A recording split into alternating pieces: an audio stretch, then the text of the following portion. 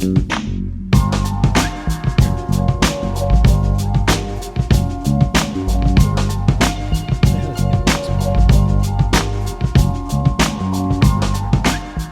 quack, quack. Hello. Welcome to Behind the Spires.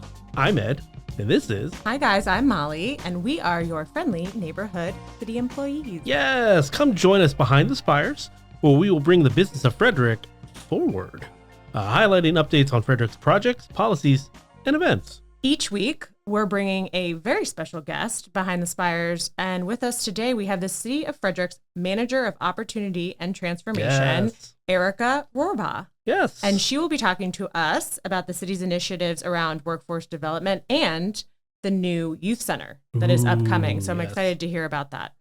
Now, if you're not watching us on video, you can catch our lovely mugs here on YouTube at City of Frederick, Maryland. Of course, you can also listen to us at Spotify, Apple Podcasts, Amazon, and other podcasting services. So before we jump into today's ep, I want to know about this golden microphone. Yes, our that's on the table. Can you lovely explain? Little microphone. So the third floor up here at City Hall, we're a nice tight-knit group of individuals. And if you're not watching on video, we have a golden microphone statue. Yes, the golden microphone statue. Go ahead. It's an award. We competed at SHIP's lip sync contest. And SHIP is the Student Homelessness Initiative Partnership of Frederick County. And it was about 8 teams in total? I think 9 teams in total. So we beat 8 other teams. We beat 8 other teams. We came and brought the fire. We are the third degree. Yes. So we competed along with a bunch of other businesses, government employees. What day was it? A couple weeks ago. Oh, it was at two Thursdays ago. Yeah. It was at Attaboy Brewing, and it was so much fun. It was a lot of fun. You probably see some B-roll popping up here. Oh, yeah. Okay. So another important thing to remember, this is an election year in the city of Frederick. Yes. So this year and moving forward, each of the 5 newly established districts will have 1 dedicated council member, while 2 at-large council members will continue to represent the entire city. Great. So we have a little bit of a new system going on. It's a little bit different. Yes. The filing period for candidates is open, and it will remain open until July 1st. During this period, potential candidates must submit all necessary paperwork and meet the eligibility requirements to be officially entered into the race. You can find the forms on our website. Yes. And in the next few months, residents will receive new voter registration cards by mail that will include their new district. If you are interested in registering for the city elections, we can't register you for federal or county or state or anything like that. No, city elections. We will have staff at June 6th. There's a Heritage Festival at Hill Street Park. Okay. And then we'll also have a table at National Night Out, which is August 5th, which is also my birthday. Oh. So very fun. And then all registered voters will also receive mail-in ballots for the primary and general elections. Official ballot drop sites will be available in several locations, and the in-person voting for the upcoming elections will be at the Trinity Recreation Center at 6040 New Design Road. Those dates are for primary early voting, August 22nd and the 23rd. And then general early voting is going to be October 24th and the 25th. The primary day voting is September 9th. And then the general day voting is November 4th. Yes. And we're going to have a ton of voter information and education go out. So stay tuned on the podcast, on our website, on social media, all that good stuff. You can find more information on our website, frederickmd.gov/elections. Yes. Yes. And we will be providing updates on Vote Frederick via the city's Instagram. So you can check out stories there and get your updates at the highlights at the top of the city's Instagram page. And I believe we'll have the city clerk Phyllis on for a special election episode this summer. That'd be perfect. So stay tuned. That was a lot of information. A lot of information to take in. And you know what? Somebody call 911. Shorty fire burning on the dance floor. Burning on the dance floor. We'll be right back. We'll be right back.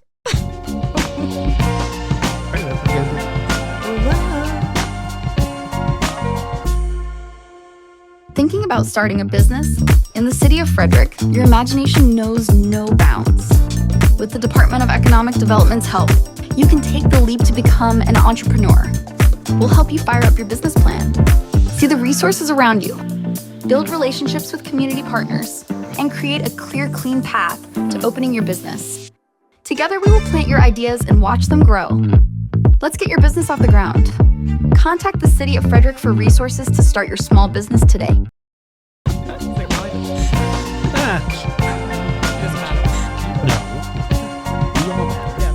And you matter. Welcome back. We're back.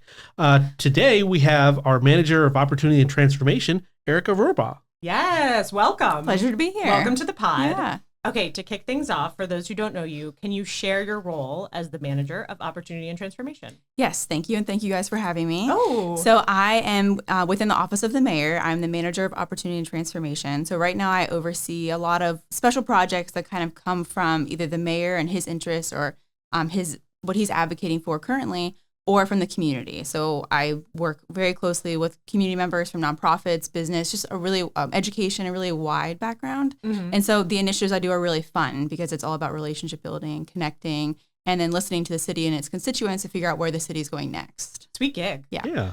So it kind of, I guess this role or this department was the result of, I believe, the Good Jobs, Great Cities, right? Yes. Can you talk about that a little bit and what that is? Absolutely. I would love to. So the Good Jobs, Great Cities initiative was something that the Federal Department of Labor and the National League of Cities, which is like a collection or an organization that represents cities, they came together. At the time, the Biden administration was putting unprecedented funding into workforce kind of as a whole across the country. And so the National League of Cities had this really awesome idea to bring together 16 cities from around the country, some of the coolest minds, mayors, leaders from different size cities. And Frederick was one of the 16 cities that applied and was selected to participate in this year-long academy. So it was really about looking at workforce kind of differently. So some cities went like the industry, technology, manufacturing. They maybe focused on like women in the workforce or had like a niche. This is the area that their city needed to grow in. Frederick went into it with an idea and very quickly found out that we have partners who do this work really well, and the city's role is to be a gap filler and a convener. Oh. So over the course of the year, we identified 4 pillars through a lot of really great community conversations. That's reentry services, which I'm sure we'll talk more about. It's really exciting for us. Career-connected learning, so working with youth and young adults. We're building a new youth center here in the future, so that's really a pillar that's like a focus for us. Apprenticeships, which is something we don't currently have a registered apprenticeship program here, but it's a good way for HR to get involved and to grow in that area. And then to be a good employer with good wages. So it's one thing to have a job, but having a good job, one that's sustaining, one that you feel fulfilled in. That's what the city of Frederick aims to do, be a model employer, and all of our positions are good jobs. So that came out of the Good Jobs, Great Cities initiative.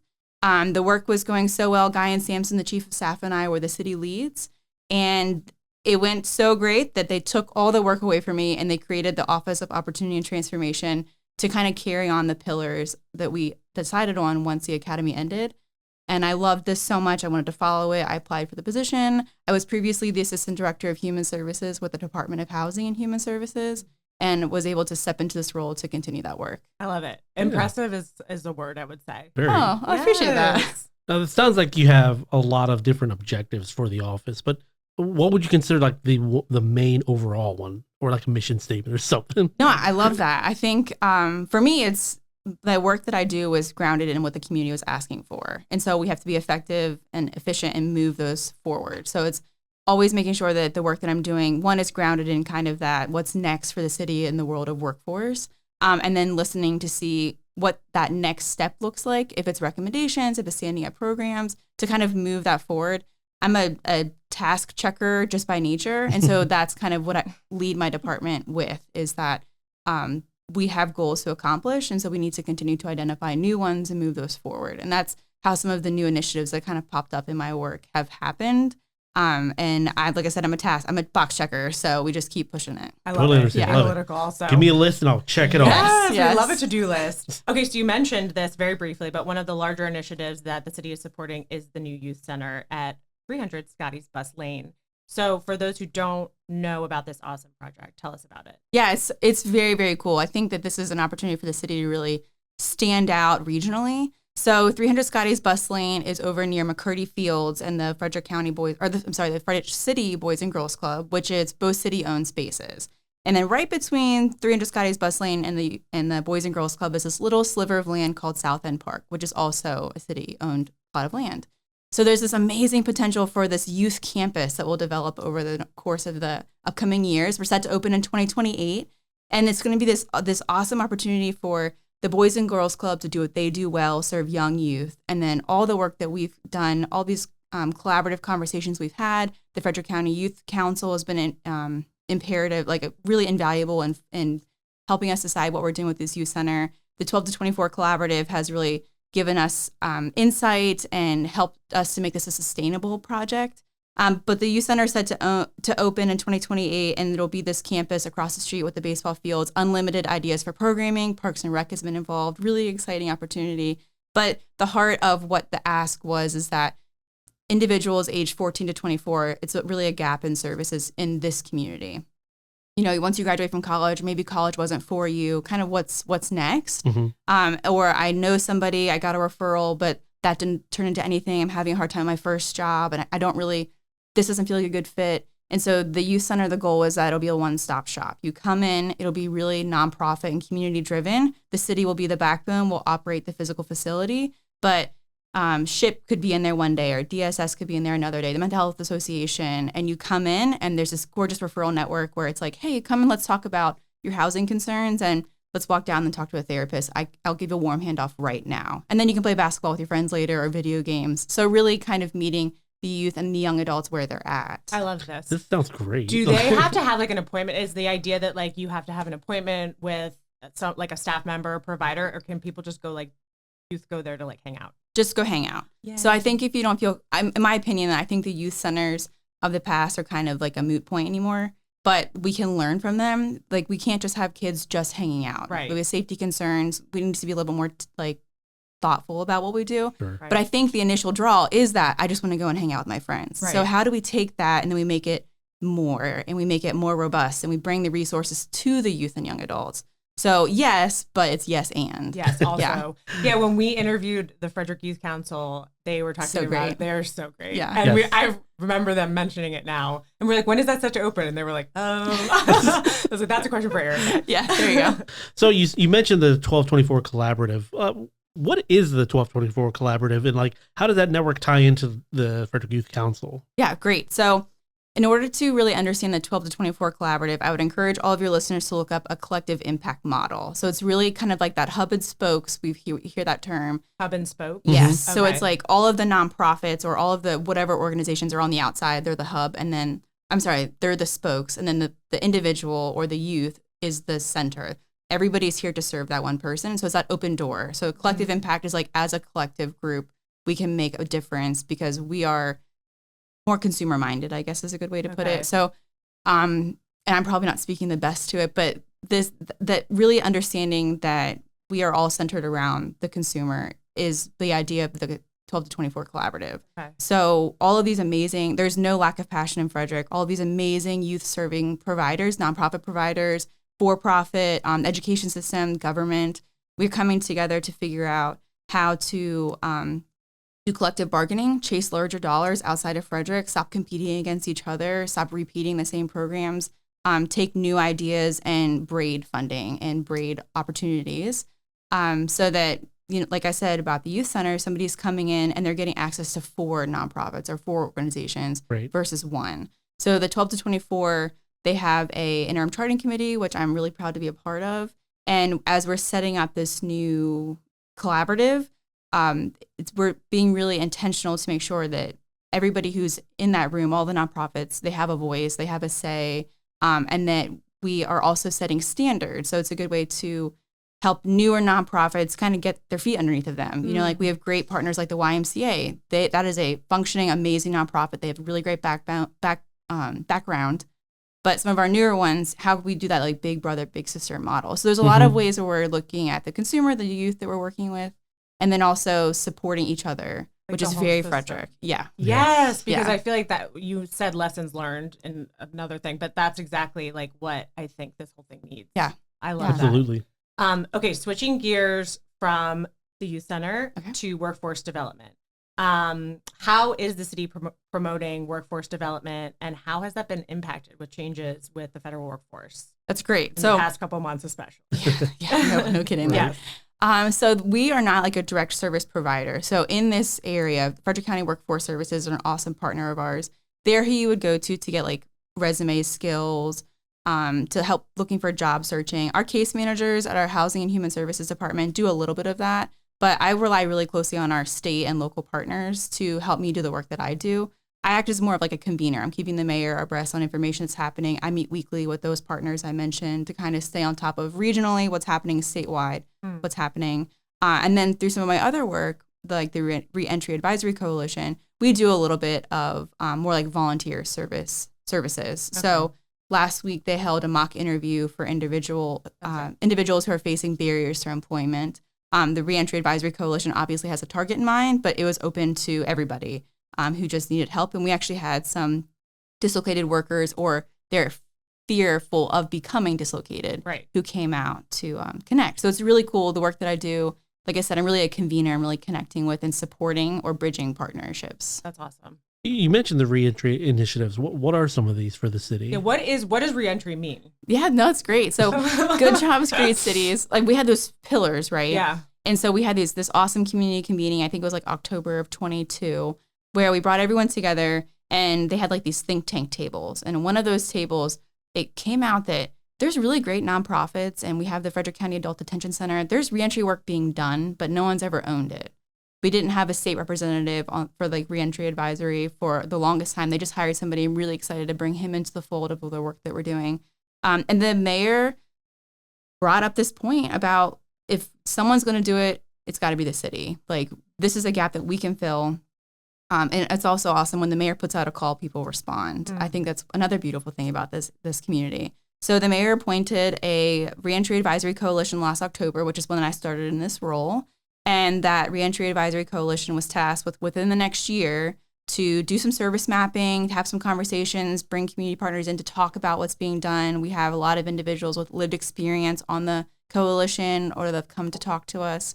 And they will give a recommendation to city leadership about what the direction of opportunity and transformation looks like for reentry. So whether that's us standing up a program or lobbying for money or building a website, I don't know what they're going to come up with, but the conversations they're having are awesome, and I cannot wait to see what that final report looks like. And then it falls on me and my team to do something with it. Because again, that's like the transformation piece of the work that we do in my office is like, we got these recommendations. Okay, now start checking boxes. Like let's make this actually happen. And that could be like you said, like a program that we stand up for folks who have been, is it incarcerated or so it's incarcerated folks who like need help connecting jobs basically when they get out. Yeah, I think the workforce was the initial, right? Good jobs, great cities piece. But I think the conversations have become so much more of like the holistic, like wraparound support. Social support. Yes. Medical services, outside of workforce, housing, food insecurities.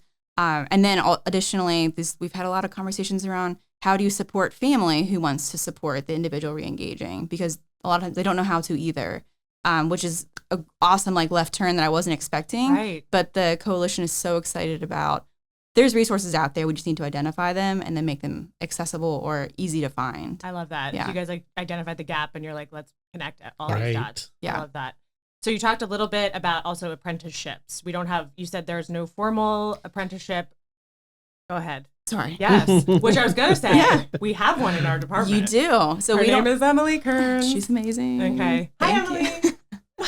So we don't have any registered apprenticeships. So think like plumbers or electricians. Okay, so like trades. Yes. Okay, so like your traditional registered, those are like really regulated programs. We are working on standing one up. So I'm working really closely with HR right now and DPW to identify, is it water treatment, is it wherever it is that we can build those first programs. But those are state regulated. So there's a lot of steps that it goes into it. You have non-traditional apprenticeships, which we do. We had 3 this past year. Shout out to Emily, our photography apprentice with our communications office. We also had an apprentice at HHS, our Housing and Human Services, doing outreach, like a case manager, think social work. And then the third one was in our human resources. So an apprentice to become a human resources specialist. So really cool new way of looking at apprenticeships. Great partnership with Frederick County Public Schools is their program. I just always say yes if I get asked. So we identified 3 areas that we could kind of launch these non-traditional apprenticeships. So that's new. But outside of apprenticeships, I have 3 other, I call them ships that we have. So apprenticeships, Exciting. internship, I know, right? It's like behind the scenes. Yes. Fellowships, internships, apprenticeships, and returnships. Okay. So fellowships are, we'll start with internships. That's what you think of college students, usually undergrad students. They want some experience in the field. So we partner them with a department or a supervisor who can give that to them. Okay. Very traditional, always paid. 100% of my SHIPS positions are paid. It's really important to me that we're giving our SHIP participants money for the work that they're getting. Right. I think the days of 40 hours a week for free, college students get my coffee. Free labor. It's not tasteful. The city, I don't believe in that. The city doesn't believe in that. So it's important to mention. Internships, fellowships, same thing, usually graduate students, a little bit more involved. They typically have to have a presentation or something out of it to show what they've learned. But again, more traditional. Then we have apprenticeships, which we talked about, 2 different kinds. And finally, returnships, which are very exciting. We're currently interviewing to hopefully hire our first round of returnships. Are to help experienced individuals who are disconnected from the workforce re-engage and fill a gap on their resume. So these are individuals who their barrier to employment is not experience, it's that they just have a 6-month, 2-year, 5-year gap and they want to get back into the workforce. During COVID, Maryland especially saw a lot of women who were like in the middle of their career, really experienced, well-paid women have to leave the workforce to take care of their kids.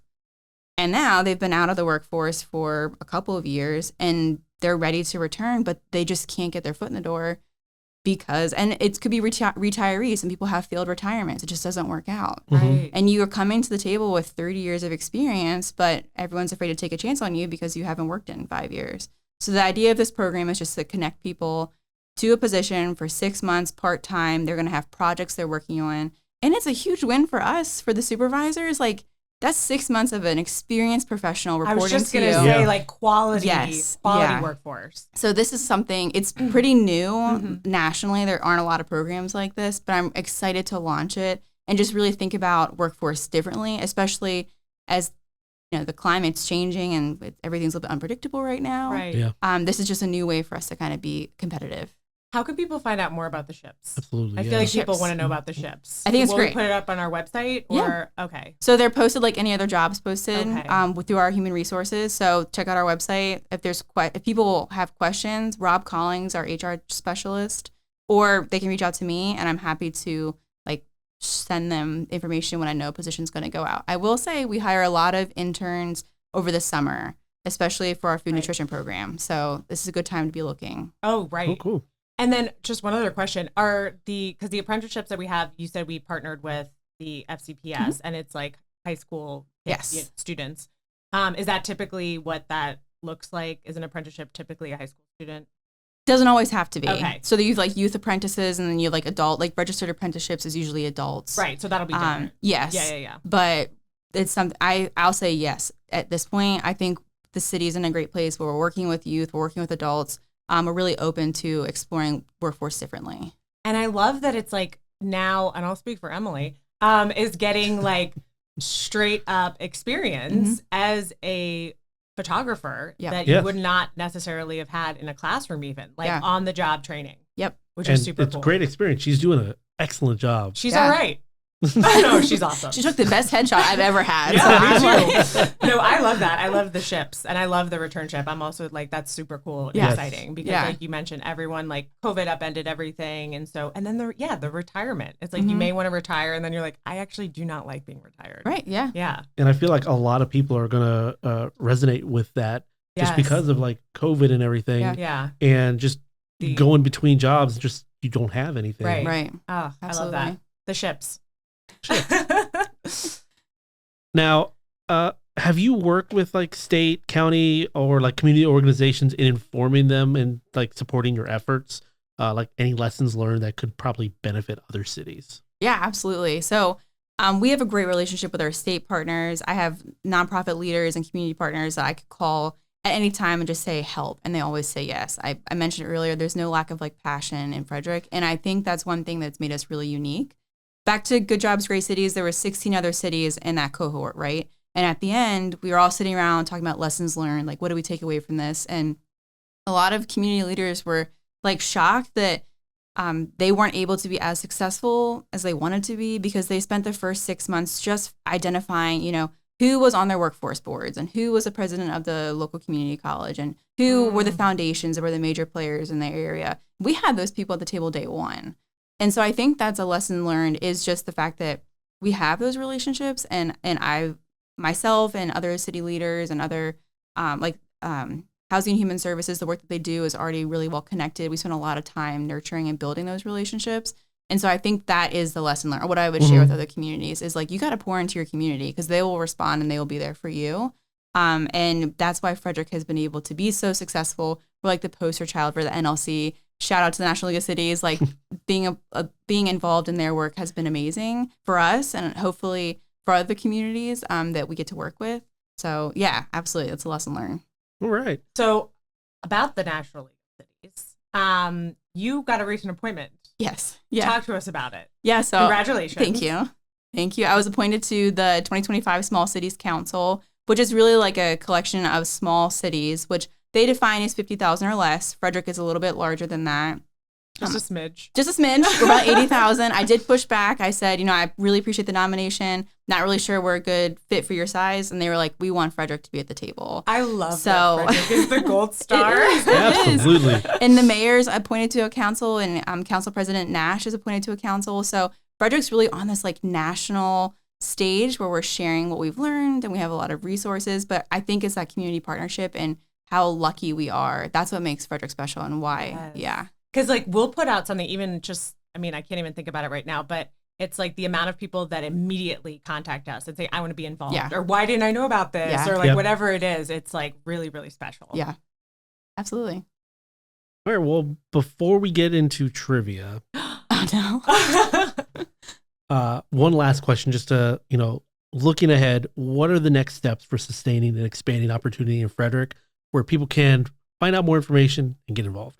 So the next steps are for us to just keep checking those boxes. I think you're successful when you just keep plugging along, you listen to people, and you are dedicated to like moving along programs that the community has asked for.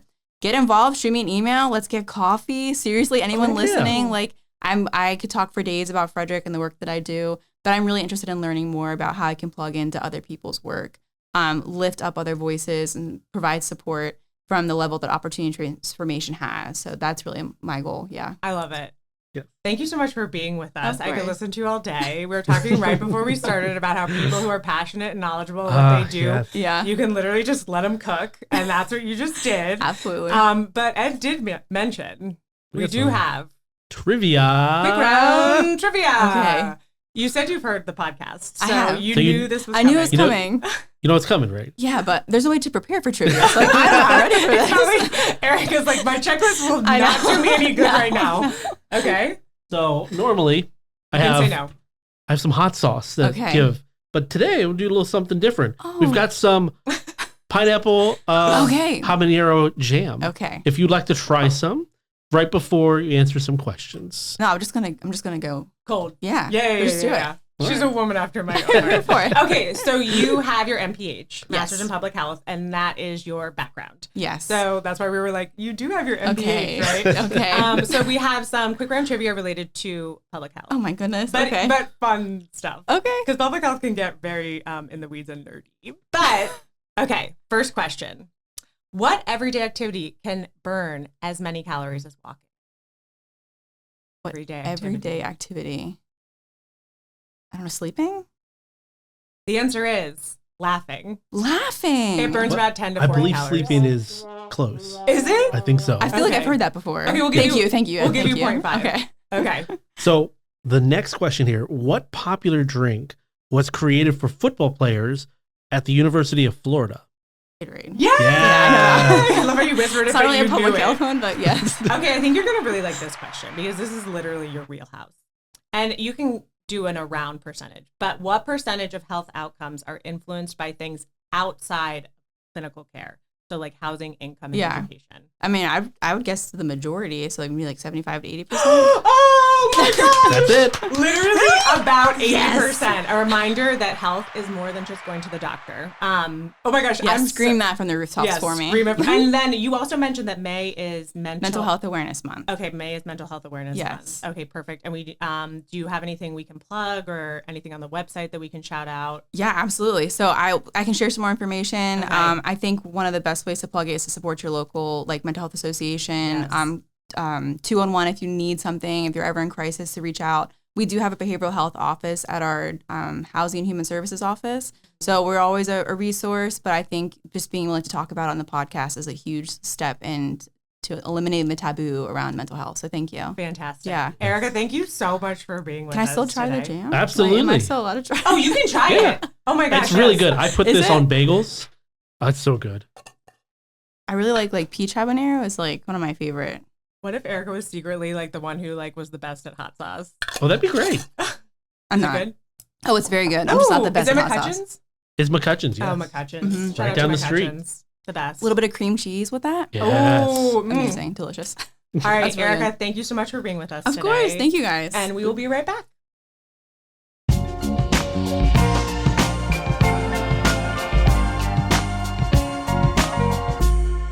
I compost because I want to reduce the amount of waste that goes to the landfill every day. By composting with Key City, I turn my scraps into something useful for the environment. City residents can compost for free, so sign up to start making a difference.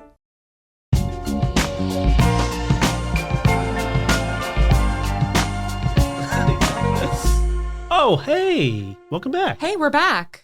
So Ericka is so impressive and she has so much going on. Absolutely. And I know there'll be updates on the youth center. Mm-hmm. So just, again, stay tuned on our website, social media, podcast. Oh, yeah. The trifecta. Oh, yeah. The trifecta of news. So there's a lot to celebrate in May. There's plenty to celebrate in May. What's one of the first things that we're celebrating? Well, in May, it's Asian American Pacific Islander Month. The city will be hosting an AAPI cultural panel on May 13th. At New Spires Arts at 4:30 p.m. The Asian American Center of Frederick will be holding their rescheduled Asia on the Creek on June 14th from 3 to 8 p.m. on Carroll Creek. I'm really excited about that. Me too. I was very sad that it got pushed back. Me too. Because this Filipino here would have liked to see a lot of the stuff that they had to offer. I was going to say, this is your month, This is my month. Welcome to Ed's month. Okay. I share with everybody. Yes. We do have an art exhibit here in City Hall.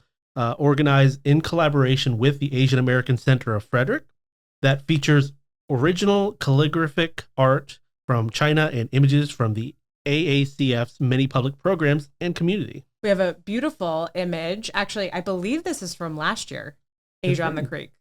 So we have a beautiful piece of artwork, and then come to City Hall if you want to see everything else. Absolutely. It'll be up all month. May is also Bird Migratory Month. Ooh. Tweet. Last year, tweet. Bird migratory, yeah. Yes. I get it. Okay. See? Last year, with your help, we voted on our city bird, the black-drowned night heron, and this year we're asking for your help to name it. So go to frederickmd.gov/birds.